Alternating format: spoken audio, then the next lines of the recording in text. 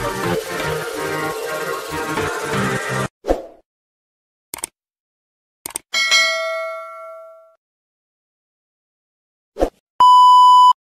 semua staf Datin Syahidah malam tadi, senyum sampai ke telinga tau.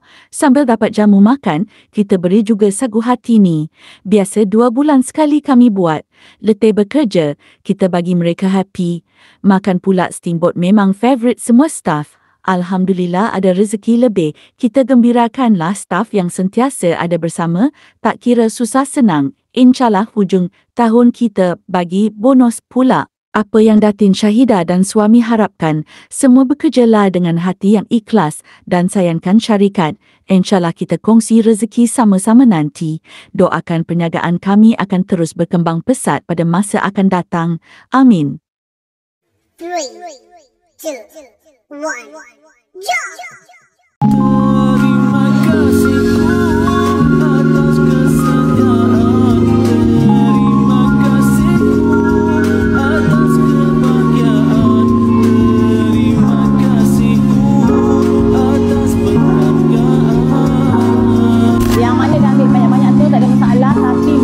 Habiskan, saya tak nak ada pembaziran.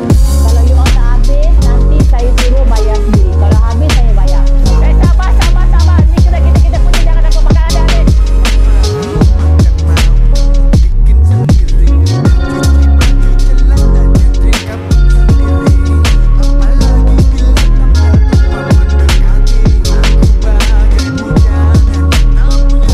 Hari ni kita meraihkan staff kita makan-makan. Kita makan steamboat. So hopefully diorang happy. So diorang ni ramai tak pergi saya ni. Orang kata apa Hafif 300 orang lah lebih kurang. Kita pergi satu restoran ni untuk bagi mereka makan sedap-sedap. Biasanya kita buat aktiviti ni 2 ke 3 bulan sekali lah. Sampai ada sikit pemberian tips lah. Bukanlah bonus hujung tahun anak raya. Tapi ni kita bagi insentif.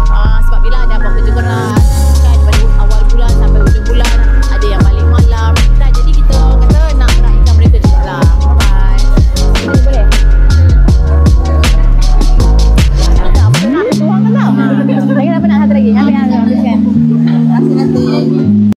Thank you for watching.